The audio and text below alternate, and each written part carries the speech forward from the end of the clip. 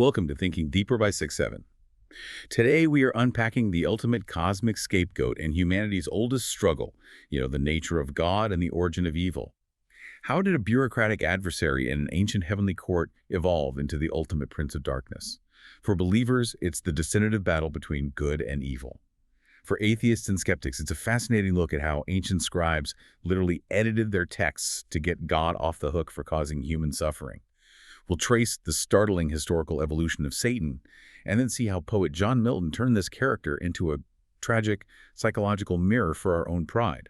It's a journey through history, literature, and the very concept of the divine. It really is a massive journey. Our mission for this deep dive is to synthesize some incredible source material, ranging from a deep historical and linguistic analysis of the Hebrew Bible, all the way to a literary breakdown of John Milton's 17th century epic, Paradise Regained. Yeah, and before we jump into how this character was constructed piece by piece over the centuries, if you like my channel, please subscribe and press the like button. But diving right into the actual ancient texts, the most shocking thing you realize right away is that the modern villain we all picture, the red horns, the fire, the pitchfork, he's just completely missing. He is. It's totally absent from the early texts. Instead, we are presented with a version of God whose nature is, well, it's terrifyingly absolute. Right. That absolute nature is really the foundation of the entire theological problem we're looking at today. Because if we go back to the earliest Hebrew texts, the concept of a singular cosmic evil being, it just isn't there. It doesn't exist. Exactly. Instead, we find a specific Hebrew word, ha-Satan. And linguistics here are crucial because it is not a proper name. Okay, let's unpack this. The sources say it translates to the adversary. Correct. So the ha in Hebrew, it functions as the definite article. It means the. So ha-Satan translates to the adversary or the opposer. It is literally a job title. A job title? Like an accountant or something? Sort of, yeah. It's a specific administrative function within God's divine counsel. So he's basically a celestial prosecutor. Or like a heavenly middle manager with a bad attitude. Yeah. Just someone who shows up to find flaws in the system. That's actually a highly functional way to view it. Think about the book of Job from the sources. When Satan appears, he isn't, crawling out of a fiery pit. He is literally a member of the heavenly council standing among the sons of God. God asks him where he's been, and he just gives a status report. Just a standard Monday morning meeting. Exactly. Yeah. He says he's been patrolling the earth, walking up and down on it. He's an observer, a prosecuting attorney for the divine court. But the thing is, he crosses a line. When God points out how faithful Job is, the adversary pushes back. He challenges God's omniscience. Right. He basically tells the boss, Job only loves you because you pay him to. Take away his wealth and he'll curse you. He's challenging God's assessment directly to his face. Yeah, and what's really important for you to understand is that this title, a Satan, is used elsewhere in the Old Testament for completely different figures. It just means an obstacle. Oh, really? Like who? Well, in 1 Kings, an Edomite human who politically opposes King Solomon is called a Satan. A human? Wow. Yeah, just a regular political rival. And in the book of Numbers, the angel of the Lord stands in the road to block Balaam's donkey, and the text says the angel acted as a Satan. It's entirely functional. It just means something standing in the way. But this brings up a massive theological crisis. Yeah. Because if there is no ultimate bad guy to blame for the terrible things that happen in the world, then, well, who is doing them? Right. And if you look at pre-exile Jewish texts, the answer is pretty unsettling. The answer is that God did everything, good and bad. Yeah. The sources quote Isaiah 45:7, where God explicitly says, I form light and create darkness. I make peace and I create evil. For anyone approaching this from an atheist or skeptical perspective, this is a major critique of the Old Testament God. Yep. The idea that he is the direct, unapologetic author of human suffering. It's a profound tension. In that pre-exile mindset, God's sovereignty was so absolute that everything from a beautiful harvest to a devastating plague, it all came directly from his hand. Monotheism was fierce. There could be no competing power. No room for a rival. Exactly. But that rigid theology eventually collided with a horrific historical trauma. Right. In 586 BC, the Babylonian exile happened. Right. Jerusalem is destroyed. The temple is burned to the ground.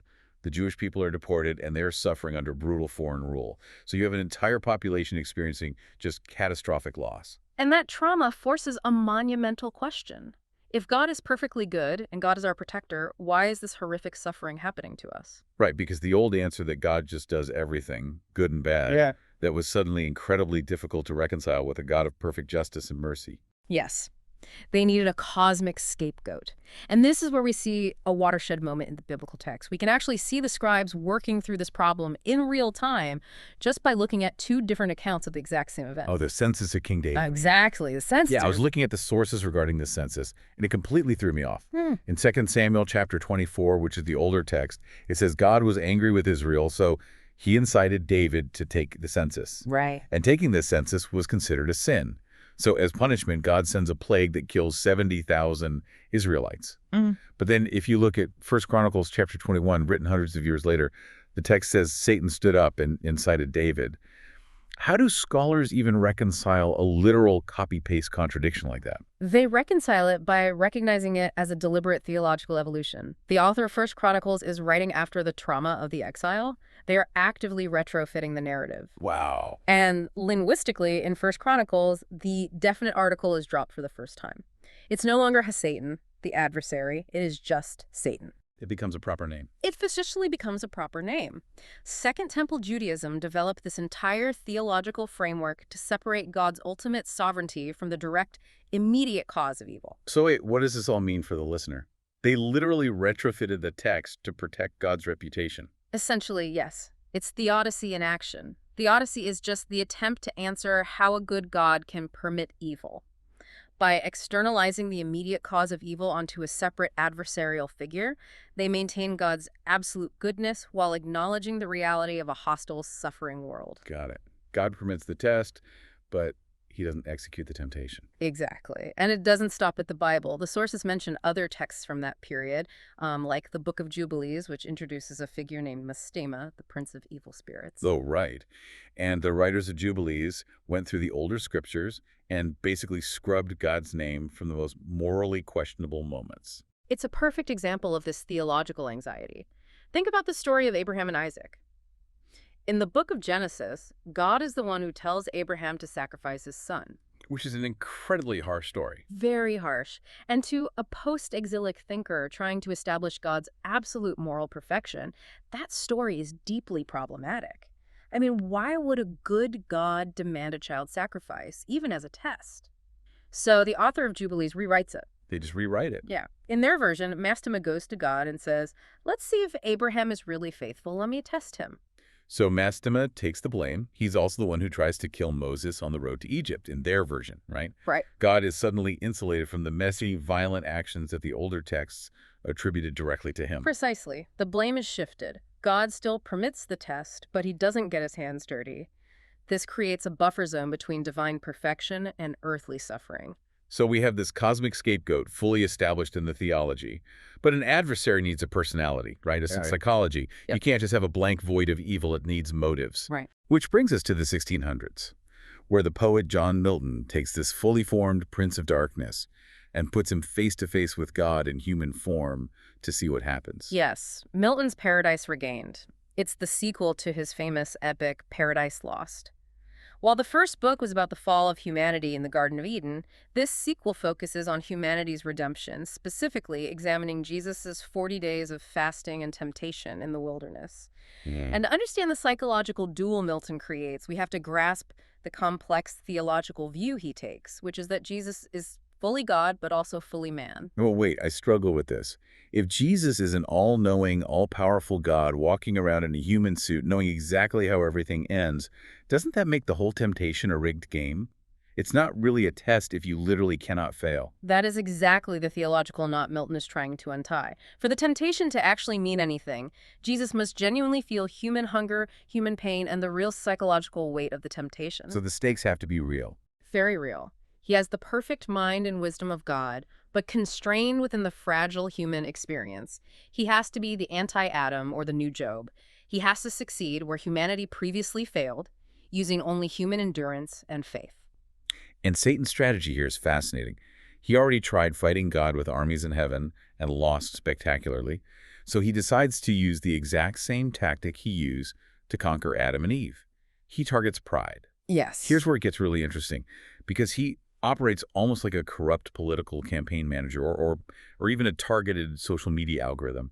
He probes Jesus for a weakness, trying to find out what kind of vanity he can exploit to make him click. That's a brilliant way to frame it. He's running A/B tests on the Son of God. Satan shows up in disguise as a frail old man gathering firewood. He spots Jesus starving after 40 days and essentially says, hey, we're both hungry. If you're really the Son of God, just turn these useless stones into bread. Help us out. It's an appeal to basic physical need, but masked as charity. Exactly. But Jesus refuses. He points out that prophets like Moses and Elijah suffered without food in this very wilderness, and he won't use divine power just to satisfy a physical appetite or prove a point to a stranger. So the bread trick doesn't work. Right. And when the physical temptation fails, Satan drops the disguise. But even then, he doesn't act like a monster. He plays the victim. Oh, classic manipulation. Totally. He claims he just wants to help humanity. He says he gives people signs and dreams, that he was just doing his job when he tested Job, and that humans are the ones asking for his help. He tries to frame himself as a misunderstood public servant. And when the victim card doesn't work, Satan escalates the algorithm. He conjures up this massive, magical, opulent banquet in the middle of the forest. He appeals to luxury and sensual pleasure. And when Jesus rejects that, Satan takes him to a mountaintop and shows him the great empires of the world, Rome, Parthia. He tells Jesus, look, you're supposed to be a king. Why wait? Let's launch a military conquest right now. Take the throne today, enforce peace, and free your people. He's trying to rush the prophecy by appealing to political vanity and power. What's fascinating here is the incredible psychological depth Milton gives Satan. Satan is entirely driven by ego, so he assumes Jesus must be driven by ego too. He's projecting. He's totally projecting. He cannot comprehend a king who wants to serve rather than dominate. Every argument Satan makes is about elevating oneself above others, and Jesus counters every single one by explaining that true glory isn't about fame or military conquest. It's about inner nobility and obedience to the Creator. And when none of these political or magical tricks work, the veneer completely cracks. Satan hits a wall because there is simply no ego to exploit. The sources highlight this one line that is just. It's so tragic. It really is. He looks at Jesus, full of furious, jealous rage, and screams, "The Son of God I also am," or was. Or was. It is a devastating realization. It encapsulates Satan's entire tragic flaw. He cannot understand selfless glory. He only understands vain, prideful glory. Right. He is obsessed with why Jesus is beloved by God, and he isn't. He has followed Jesus his whole life, trying to find some secret power, some hidden vanity to exploit, and he's driven mad by the fact that he can't find it. Which brings us to the climax of the duel. The battle doesn't end with a sword fight. It ends with a battle of egos. Satan physically carries Jesus and places him on the highest pinnacle of the temple in Jerusalem. Yeah. And he gives him an ultimatum. He says, if you're really the Son of God, jump. The scriptures say angels will catch you. Prove it. This is Satan begging Jesus to show off. He is desperate for Jesus to act exactly like Satan would, to use divine power as a parlor trick to stroke his own ego. If Jesus jumps to prove a point, he falls into the trap of pride. He would be manipulating God the Father to save him just to win an argument. But Jesus just looks at him and calmly replies, tempt not the Lord thy God. He doesn't need to prove anything. And defeated by that pure, unshakable humility, Satan is the one who falls. It's a brilliant psychological defeat. It is. And what's remarkable is how this deeply psychological, subtle adversary connects back to our historical text, specifically the snake in the Garden of Eden. Oh, right. The Genesis retrofit. Exactly, because as we noted, the serpent in Genesis 3 is never actually called Satan, not until the very last book of the Bible, Revelation 12.9, where it finally says, that ancient serpent who is called the devil and Satan. But the seeds were there in the original Hebrew, right? The word they use for the serpent in Eden is Nachash. And the sources break down this brilliant triple meaning of that word. Yes, Nachash is a linguistic masterpiece. It means three things simultaneously. First, it simply means serpent. Second, it comes from a root word meaning to shine or gleam, so it translates as the shining one, indicating a divine radiant being. Like an angel of light. Exactly. And third, the verb form means to practice divination or enchant. So the author of Genesis isn't just describing a talking garden snake. They are using a word that signals a radiant divine rebel who uses enchantment and deception. Wait, if the Bible describes him as a shining one and an angel of light who relies on subtle deception and psychological manipulation, where on earth did we get the red guy with the horns and the pitchfork? That makes him seem ridiculous, not dangerous. Well, because the red devil is a completely non-biblical cultural invention. Seriously. Yes, it has nothing to do with the ancient texts. As early Christianity spread through the Roman Empire, it encountered deeply entrenched pagan religions. To convert the population, early Christians needed to discourage people from worshiping these pagan nature gods, so they intentionally demonized them. Okay, I see where this is going. They looked at Pan, the Greek god of nature who had goat horns, hooves, and a tail. Pan represented the chaotic, untamed wilderness and sexual desire. The early church effectively told the population, that's not a god, that's a literal demon. So they hijacked the local iconography to win a cultural war. But how does that turn into the pitchfork-wielding monster we see today? How did this socio-political manipulation actually play out among everyday people? You have to remember that most of the population in medieval Europe was illiterate. They learned their theology not from reading complex Hebrew linguistics or John Milton, but from looking at stained glass windows and murals in the church. Right, visual storytelling. Exactly. Artists took the horns and hooves of Pan and combined them with the bident, a two-pronged spear carried by Hades or Pluto, the Greco-Roman gods of the underworld. They painted him red to symbolize the fires of hell. Then, in the 1300s, Dante writes his Inferno, cementing the visual of a monstrous physical devil in the cultural imagination. So the nuanced, tragic, psychological adversary was replaced by a literal monster to scare peasants into obedience. Precisely. And over centuries, we arrive at the modern, cartoonish devil we see on Halloween. It's wild how we've taken this incredibly sophisticated concept and reduced it to a guy in a red suit. So when you look past the medieval cartoons, we've been on quite a journey today. We've seen how humanity wrestled with the profound, painful questions of how a perfectly good God can exist in a suffering world. We watched as ancient scribes evolved a bureaucratic title, the Adversary, into a cosmic villain to solve a massive theological crisis for their followers. And we saw how a poet like John Milton took that figure and turned him into a brilliant, tragic psychological metaphor for our own pride, vanity, and desperate need for glory. And if we go back to that original ancient concept, it leaves us with something highly relevant. If the word Satan originally just meant the adversary or the obstacle meant to test our character, it raises a fascinating question about our own lives. How much of what we label as evil or unfair adversity is actually just the necessary friction required to reveal who we truly are? If we stopped looking for a literal monster to blame for our failures, how would that change the way we confront our own wilderness?